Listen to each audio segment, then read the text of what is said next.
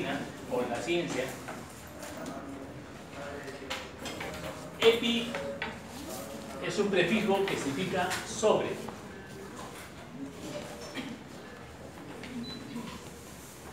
Demos significa población y grafía, descripción.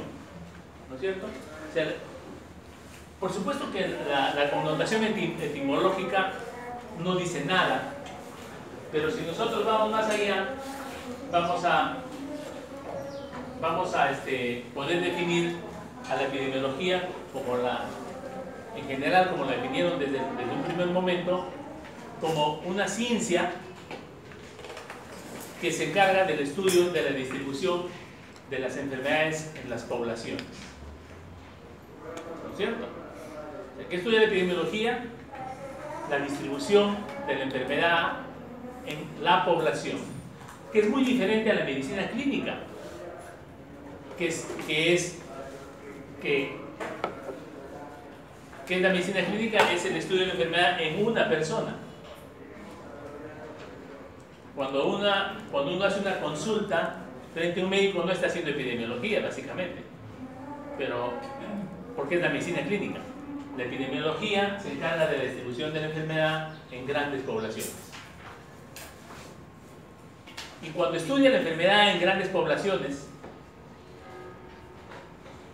tiene que ver varios aspectos. Porque no es lo mismo estudiar la enfermedad en mujeres como la enfermedad en varones.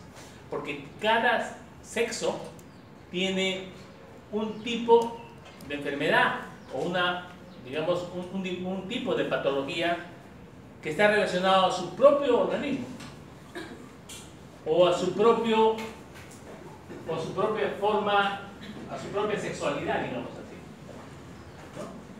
Además de tener relación con el sexo del ser humano, la epidemiología, también, cuando estudia la enfermedad en las poblaciones, también considera el ámbito geográfico, porque no es lo mismo que estudiemos la enfermedad en Puno que estudiemos la enfermedad en la selva, porque las enfermedades no son las mismas en diferentes ámbitos geográficos, ¿no es cierto?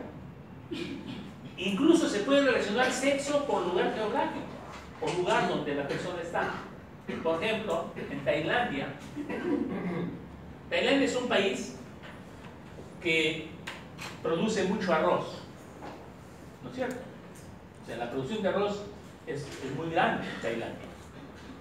Entonces, el arroz crece en lugares donde se inundan las plantas. O sea, tiene que haber una inundación para que se produzca el arroz. No sé si ustedes sabrán, pero así es. Entonces, para cosechar el arroz, las personas tienen que meterse en el agua y empezar a cosechar el arroz. ¿No es cierto? Estamos hablando de un ámbito geográfico hasta ahora. ¿Y cómo se relaciona entonces con el sexo de la persona? Porque en esos lugares los hombres no cosechan el arroz. Los que cosechan el arroz son las mujeres. ¿Y por qué las mujeres cosechan el arroz? Porque dentro de la inundación existen unas culebras que pican, muerden. Y los hombres prefieren que las mujeres les muerdan que a ellos les muerdan. ¿Les parece? Entonces, eso tiene esa connotación también. Entonces, las mujeres cosechan porque, bueno, que les muerdan a ellas, pero no los hombres, ¿no? Entonces, miren la connotación que tiene, por ejemplo, la prevalencia de picaduras por culebras en un lugar determinado, ¿no? Entonces, y además de eso, dentro de lo que es la distribución de la enfermedad, también tiene relación con la edad. Porque no es lo mismo, digamos, estudiar el infarto de miocardio. Si yo quiero estudiar infarto de miocardio, o quiero estudiar enfermedad cerebrovascular, o quiero estudiar diabetes, ¿quiénes son los que tienen más diabetes? Las personas mayores. Entonces yo tendré que, si quiero estudiar, tendré que decir, ok, voy a estudiar infarto de miocardio, tengo que estudiar a partir de una edad determinada. No voy a hacer infarto de miocardio en hombres de 20 años, ¿no? Tendré que fijar un límite en qué personas debo evaluar la prevalencia o la frecuencia de infarto al corazón. Entonces también tiene que ver edad, sexo, ámbito geográfico. ¿No es cierto? O si quiero estudiar, por ejemplo, cáncer de próstata. Los hombres de 20 años no tienen cáncer de próstata. ¿Ok? Y otra cosa más, quiero ver dónde trabaja. El ámbito donde trabaja. O el ámbito donde estudia. ¿No es cierto? O tengo que ver la carga que tiene esa persona de estrés para que produzca la enfermedad. Hay estudios de las personas que tienen una carga de estrés crónico, o sea, constante, una tensión externa o interna constante, tienen más posibilidad de desarrollar cáncer que las personas que no tienen esa carga. O si quieren gastritis, las personas que están sometidas a un estrés hacen más gastritis que las que no. Pero aquellos que viven echados o viven holgadamente o no tienen, generalmente no viven estresados. ¿Está bien? O sea, todo eso también hay que ver el estrés. ¿Ok? Por ejemplo, no es lo mismo llevar epidemiología que llevar microbiología. Porque en microbiología salen todos aprobados. Pero en epidemiología no.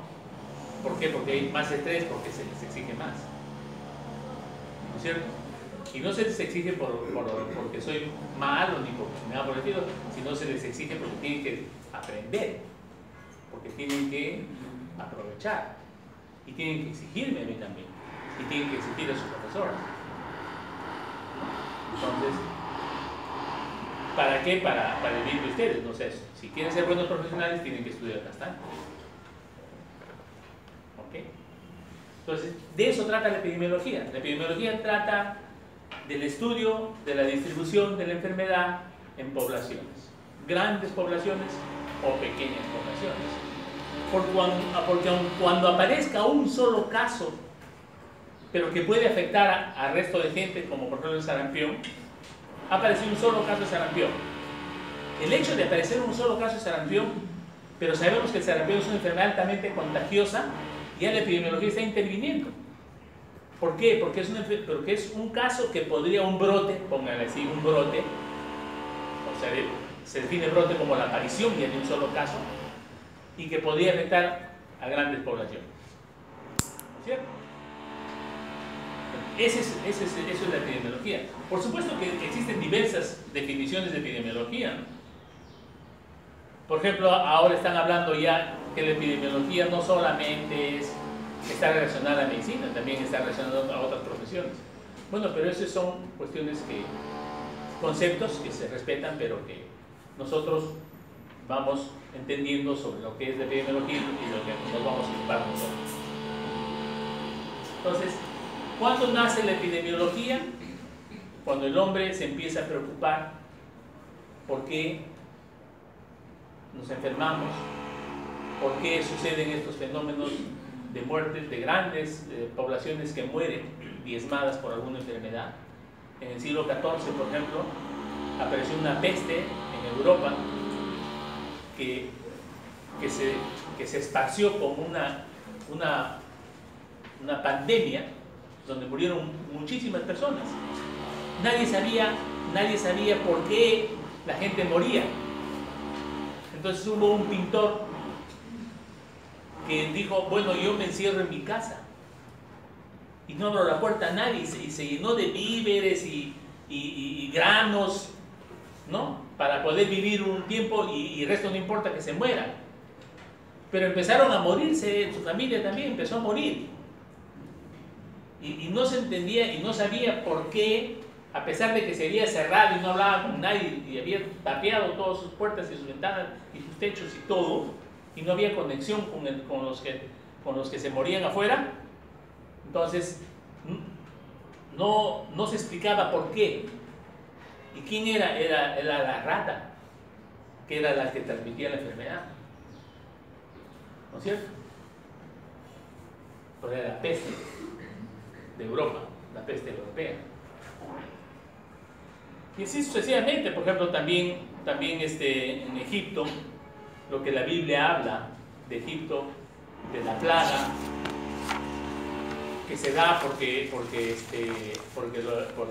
el faraón no deja ir a los esclavos hebreos a salir de la esclavitud con Moisés, entonces le manda una plaga, ¿no? Entonces, en realidad, esa plaga, bueno, mandada por Dios según la Biblia, se repitió en varios países durante mucho tiempo, ¿no? Durante la historia de la medicina ha habido muchas plagas o endemias o pandemias, pandemias, y la última, por ejemplo, ha sido la del SIDA, ¿no? La epidemia del SIDA, que al inicio, en el año 1981, sucedió de que fue un varón, una persona de sexo masculino, a atenderse, que tenía una serie de problemas de inmunodeficiencia. O sea que se afectaba de enfermedades que a cualquier persona no le afectaba tan grandemente. O sea, en otros términos vulgares, un simple resfrío lo tumbaba. O sea, le afectaba en su salud de tal manera que se calificó como una inmunodeficiencia. Y se llegó a descubrir de que esta enfermedad era producida por un virus, que es el virus de la inmunodeficiencia humana, y que poco a poco se ha ido propagando a nivel mundial, ¿no? Ahora el VIH ya no le tiene miedo, porque el VIH, si bien es cierto, no se cura, pero se controla. Entonces muchos dicen, ¿sabes qué? El SIDA en realidad es una enfermedad crónica, así como la diabetes, que lo controlas, cuando al final te mueres, ¿no? Pero te controlas, puedes vivir con la diabetes, puedes vivir con la hipertensión arterial, puedes vivir. Así también puedes vivir con el SIDA. Tienes tu tratamiento, te controlas, bajan los niveles de virus en el organismo y el paciente vive. Y el SIDA está considerado como una enfermedad crónica, ¿no? Un día muere, lógicamente, pero puede vivir años, 20, 30 años, ¿no? Entonces, eso pasó, pero por ejemplo, en nuestra época, ya en el año 1981, cuando aparece el virus del VIH, el primer caso, la ciencia determinó rápidamente que era un virus, ¿no? Por el grave conocimiento que se tenía. Pero antes, en el siglo pasado, o los siglos pasados, ese conocimiento no existía. O sea, nosotros no conocíamos los microbios, no conocíamos que había unos microorganismos pequeños que digamos, se apoderaban de nuestro organismo, entraban a nuestro organismo y nos hacían daño, ¿no? Entonces, en Inglaterra, en el Reino Unido, Inglaterra, el siglo antepasado, apareció una epidemia. ¿En qué consistía esta epidemia? Era una enfermedad que empezó a afectar rápidamente a la población de un lugar determinado, ¿no es cierto? ¿En qué consistía? De que las personas se morían. O sea, hacía un cuadro de diarrea, ¿no? Náuseas, vómitos y fiebre, y morían. Rápidamente morían. Y así. Entonces, había un médico que se llamaba John Snow, ¿no? Que empezó a estudiar y a decir, qué raro, solamente me han reportado de que estos 500 muertos solamente son de esta zona. Solamente se morían de esta zona, más de esta zona no, y de esta zona tampoco, porque Londres estaba dividido en manzanas, ¿no? Y los muertos eran solamente de esta manzana. Y él decía, pero es el pensamiento epidemiológico, ¿no? El pensamiento de un investigador, como deberían tenerlo todos ustedes y todos deberíamos tenerlo, ¿no? Frente a algo que ocurre, preguntarse por qué. ¿Por qué? ¿Qué está pasando? ¿No? Ahí nace la investigación. Entonces él observó eso y dijo, con un pensamiento crítico y analítico, dijo, ¿qué de común tienen estas personas de acá que lo diferencia de acá? A ver, ¿comen lo mismo? Sí, comen lo mismo. ¿No es cierto? Todos comen lo mismo. ¿Y qué de común puede haber? Y analizando, se dio cuenta que lo común que tenían eran, todos tomaban agua de un solo surtidor de agua. En ese tiempo, el agua que tomaban allá provenía de un río, del río Támesis. De este río provenía el agua. Y había una bomba, una bomba de agua del cual tomaban esa población. Entonces, bueno, ¿qué hacemos? Cortemos el agua, porque no tomen el agua de acá. Cortaron el agua y ya no tomaron, cerraron el grifo de agua y acabó la epidemia. Entonces John Snow es considerado el padre de la epidemiología moderna, porque en base a un pensamiento analítico determinó, ¿no? Y analizó que había una causa-efecto. ¿No es cierto? Entonces, cuando uno de los digamos, de las funciones de la epidemiología, uno de los aspectos fundamentales de la cual se ocupa la epidemiología es determinar las causas de las enfermedades. Entonces, cuando nos dicen, ¿pero para qué sirve la epidemiología? Aparte de estudiar y decir, ya hubieron 100 casos de sarampión, pero ahí nos quedamos. No nos quedamos en saber cuántos casos de sarampión hubieron, sino, ¿por qué apareció ese brote de sarampión? ¿Cuál es la causa? Pero como no todas las enfermedades sabemos las causas, nadie sabe la causa, por ejemplo, por decirle, del cáncer,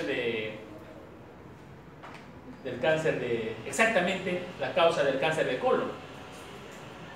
Pensamos que el cáncer de colon puede ser hereditario. Sí, puede ser hereditario. De eso se sabe. ¿Por qué? Porque los padres con cáncer de colon, o los hijos con cáncer que su padre tuvo colon, o sus padres tuvieron colon, tienen más riesgo de desarrollar cáncer de colon que aquellos cuyos padres no han tenido cáncer de colon. Entonces se sabe por estudios epidemiológicos que el cáncer de colon puede ser hereditario. ¿Ok? Entonces, la epidemiología se ocupa de determinar cuáles son los factores que dan origen a las enfermedades. Y en el mejor de los casos, determinar la causa de la enfermedad. ¿No es cierto? Ese es uno de los... Aparte de estudiar la enfermedad, la distribución de la enfermedad, también se encarga de determinar las causas. Pero no solamente determinar las causas o los factores que dan origen a la enfermedad, sino determinar la historia de la enfermedad, la historia natural de la enfermedad. ¿Qué significa esto? ¿Qué significa? Pero antes de eso voy a incidir un poco más sobre los factores. Algunos lo llaman los determinantes.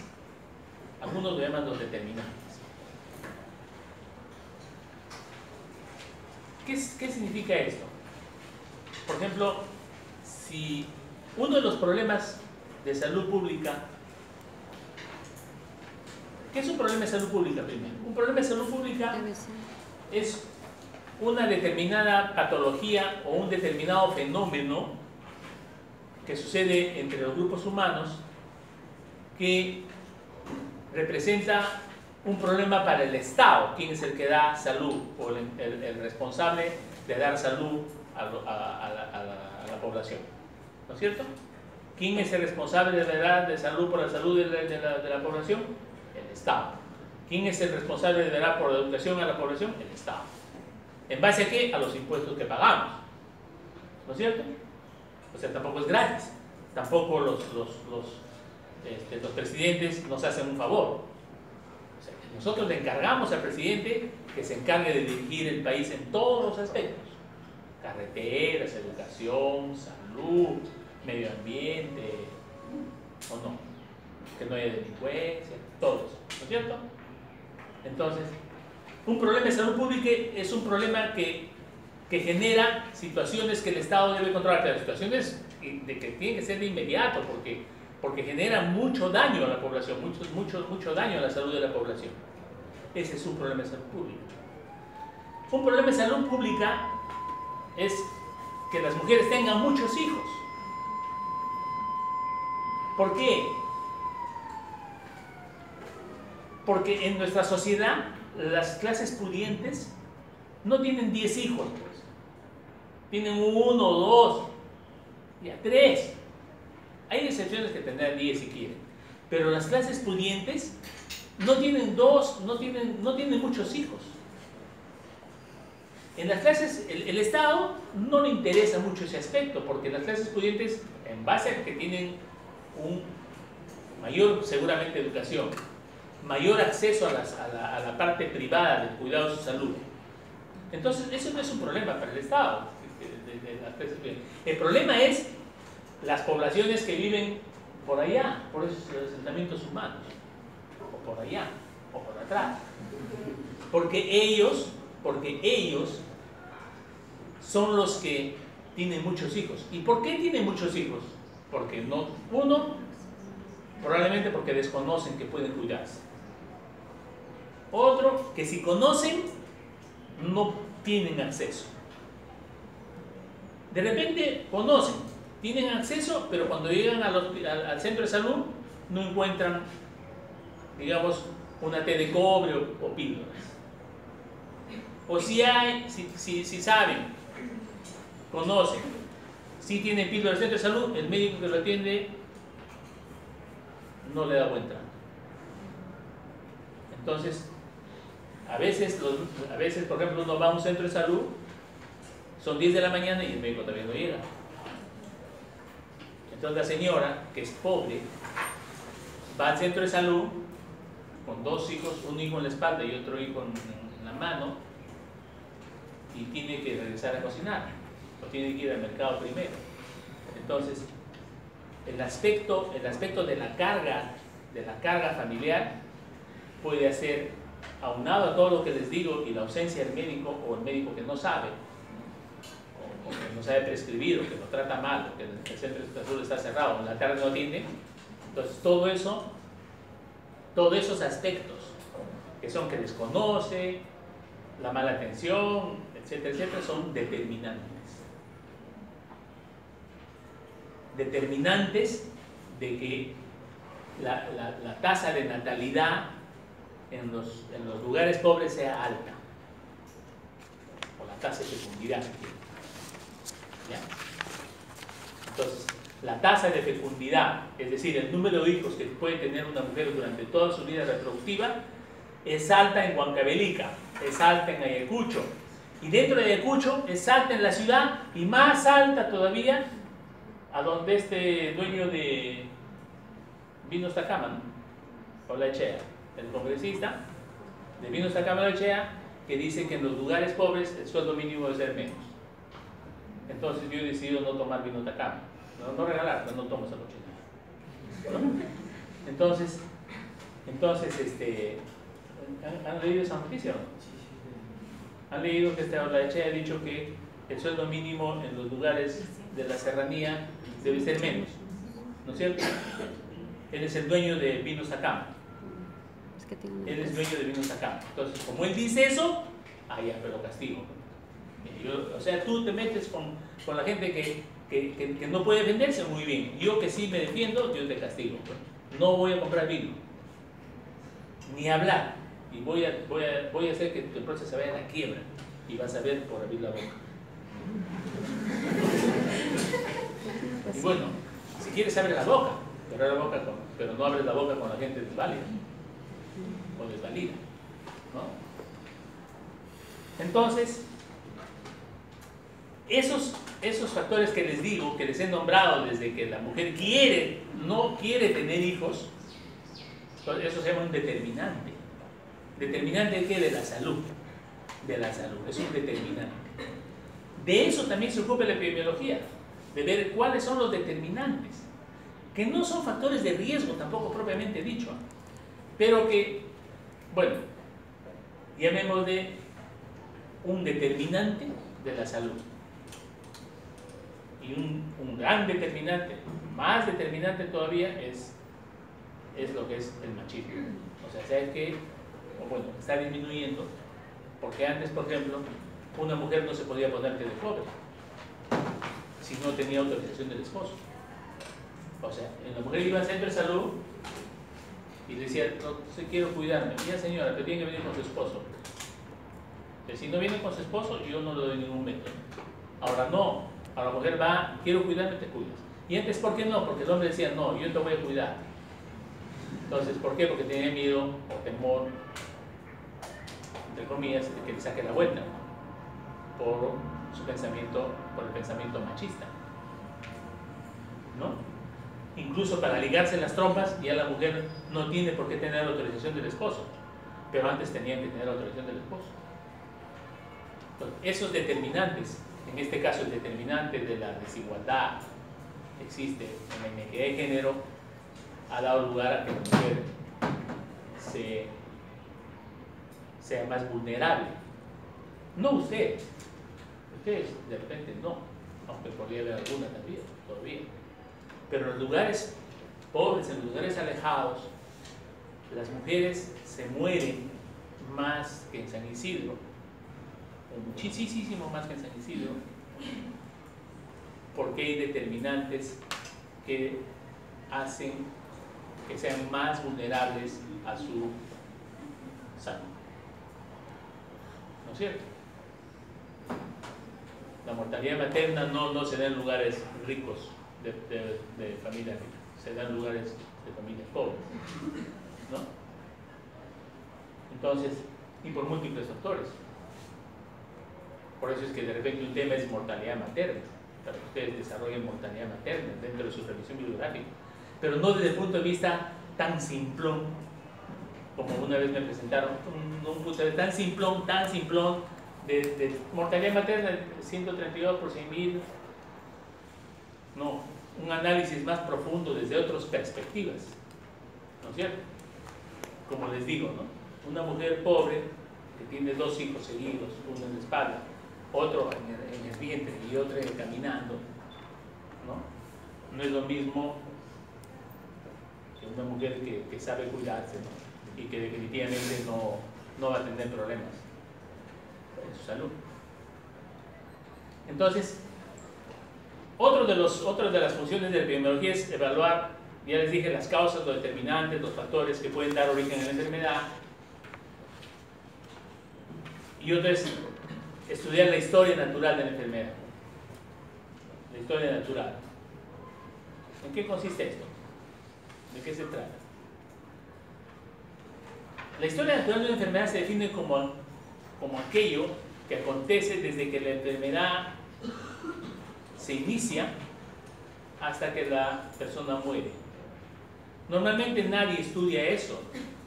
Nadie dice, a ver, voy a ver que te enfermes y voy a ver hasta que te mueras. ¿Cómo sucede? No. La historia natural de la enfermedad se estudia para poder intervenir en algún momento para que la enfermedad no se inicie, o si se inicia, darle un tratamiento rápido, y si no se puede curar, ver si ha quedado con una secuela, rehabilitar. Ejemplo. Un ejemplo.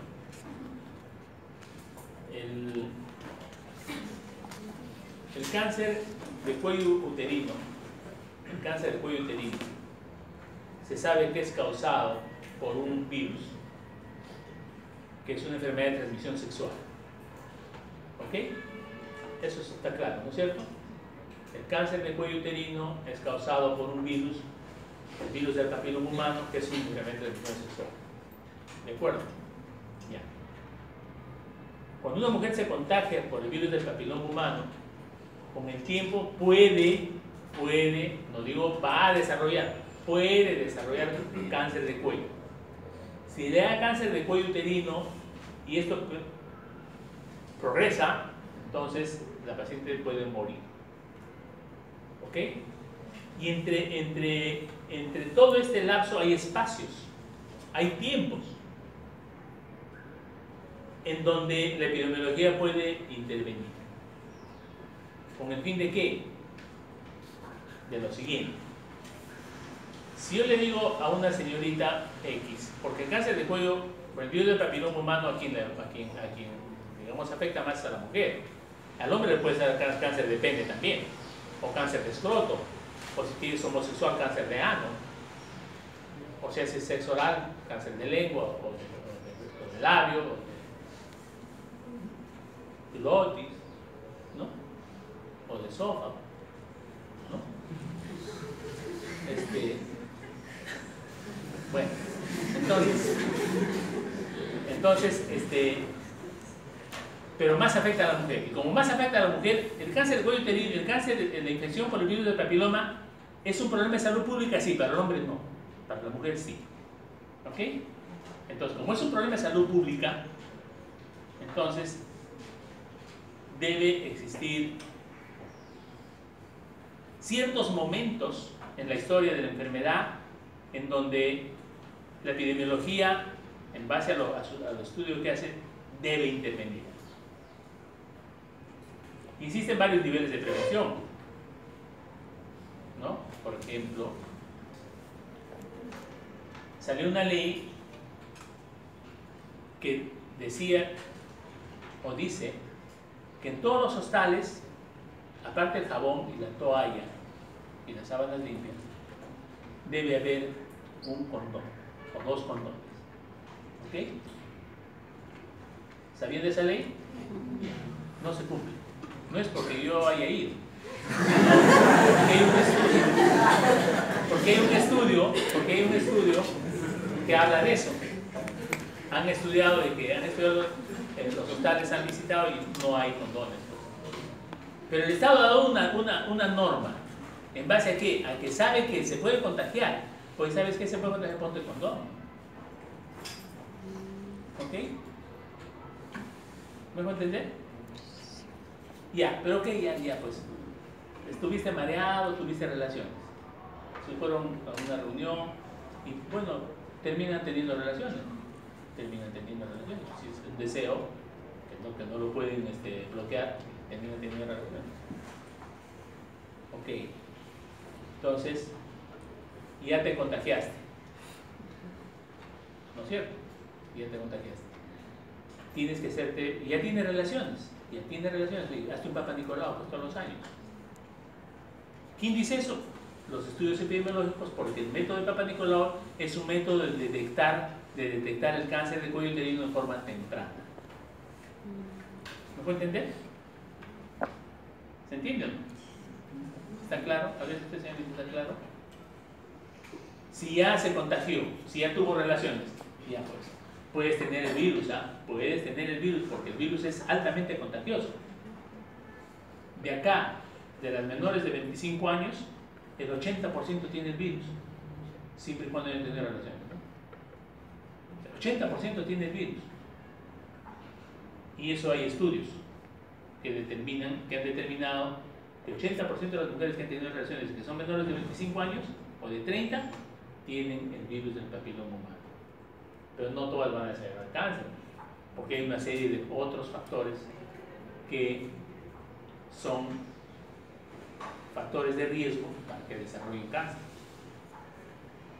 ¿Cómo se llama a lo que el Estado dice, oye, ¿sabes qué? Vamos a dar una ley, pues. Ok, todos los hostales deben tener uno o dos condones. Eso se llama prevención primordial. O sea, lo que dé el Estado para evitar que una enfermedad se se conoce como prevención primordial. ¿Ok? Cuando alguien de repente les dice o escuchan por radio o por folletos, y ¿sabes qué? Si vas a tener relaciones, ponte preservativo. Si vas a tener, digamos, etcétera, etcétera, cualquier situación eventual, mejor no tengas, ¿no? Entonces eso se llama prevención primaria. La educación que da el Estado o de la cual uno se nutre se llama prevención primaria.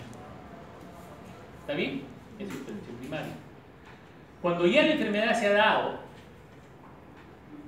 y necesitamos detectarlo, se llama diagnóstico temprano y tratamiento oportuno. Esa es prevención secundaria. O sea, la prevención secundaria es diagnóstico temprano y tratamiento oportuno. Pues quiero diagnosticar temprano antes de que la enfermedad le siga afectando y le doy el tratamiento rápido. ¿Ok? Y la prevención terciaria es cuando ya la enfermedad está y de repente ha quedado con algún daño, entonces es la rehabilitación. La prevención terciaria es la rehabilitación del paciente. ¿Ok?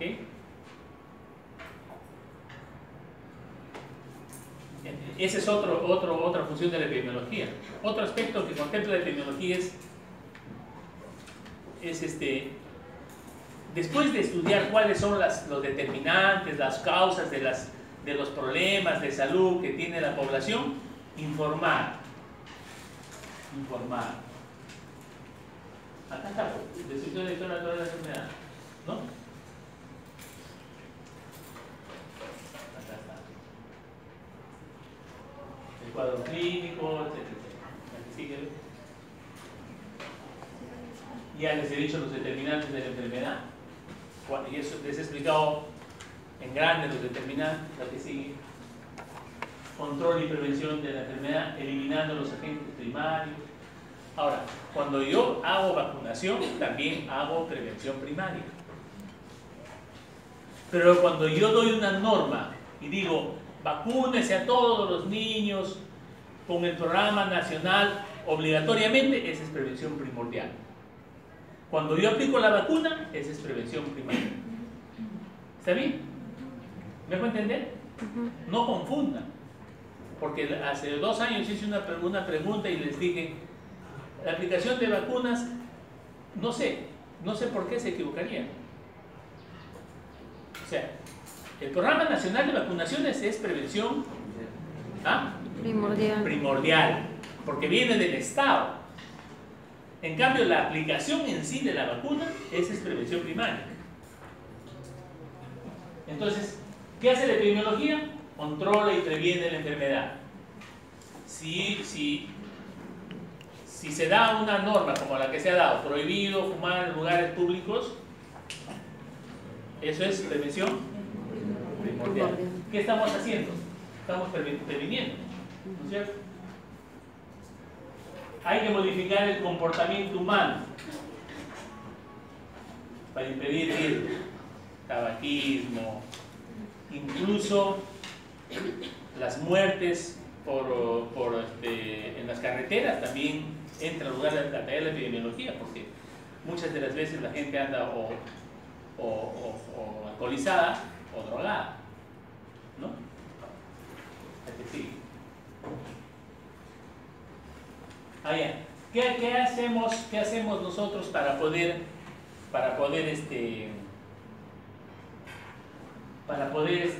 controlar y prevenir la enfermedad? Hacemos estudios de investigación. Desde un pequeño estudio hasta un gran estudio. O sea, hay digamos, grados de estudios en los cuales nos pueden hacer llegar a la conclusión de cuál es la causa de la enfermedad.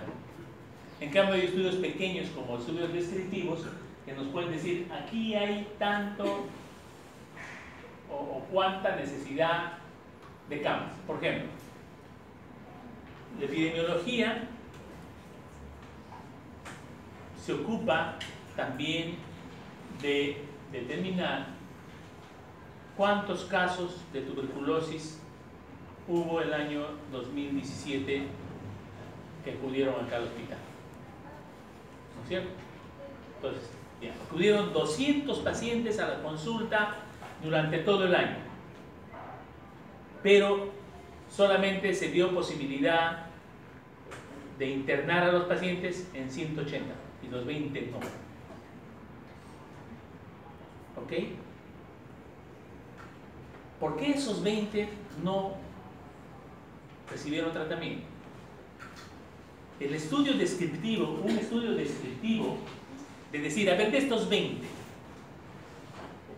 a esta paciente o a este paciente voy a su domicilio y le digo, usted señor, ¿por qué no continuó con el tratamiento o por qué no regresó a la consulta? ¿Sabe qué, doctor? Yo no regresé a la consulta porque me llega. No, me llega, total, no va a morir igual. Porque así piensa la gente. Porque además de eso, esa persona vive en un ambiente en donde hay delincuencia, vive en un ambiente donde no ha tenido la imagen paterna, vive en un ambiente donde sus padres han peleado, vive en un ambiente donde hay ladrones, vive en un ambiente donde hay fumones, vive en un ambiente donde a veces no tiene ni qué comer, pues no le llega. ¿No es cierto?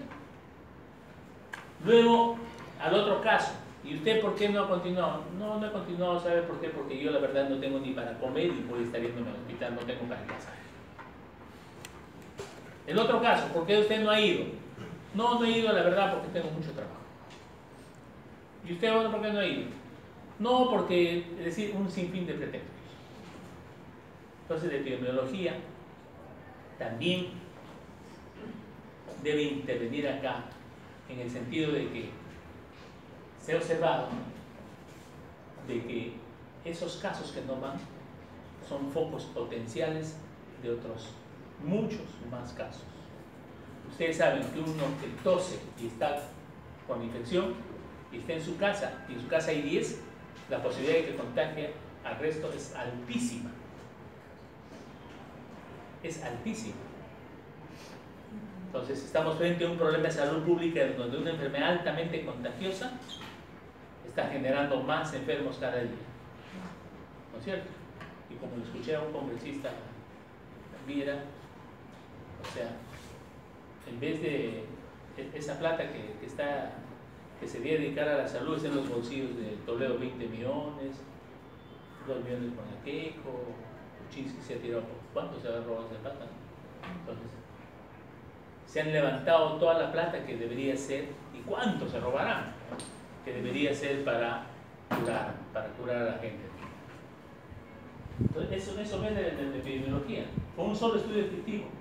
Y hay otros estudios que vamos después a desarrollar, que son estudios encargados de evaluar los determinantes, que son estudios encargados de determinar causas de la enfermedad, estudios encargados de evaluar el resultado de los medicamentos, ¿no? Esos son los estudios experimentales, en donde a ver qué medicamento es mejor para curar la enfermedad frente a otro medicamento. Eso es parte también de la epidemiología, de los estudios experimentales. ¿A que sí? Y lo que le estaba diciendo, planificar y evaluación de los servicios de salud. O sea, el epidemiólogo ve la necesidad de camas, ve la necesidad de médicos, ve la necesidad de enfermeras, en base a la demanda de la enfermedad. ¿Cuánta demanda hay? Si hay mayor demanda en pacientes tuberculosos, pues hay que darle énfasis en que haya mayor personal médico que atienda, mayor cantidad de medicamentos, mejor atención. ¿No es cierto? ¿No les parece? ¿No es cierto o no? Ok. Entonces, la epidemiología también evalúa eso y utiliza números. Cuando dice, son 80 camas, pero vemos que en otro lado sobran camas, muy bien, pasemos esas camas a este lugar en donde sí se necesita camas. Eso también ve lo que es planificar los servicios de salud, evaluar los servicios de salud, evaluar es decir, de aquí estas camas que no se necesitan pasan al otro lado. Eso es evaluar, y planificar es dar un mejor servicio y salud a la gente que necesita, la que sigue. Eso es todo. Miren, nos hemos hecho tarde.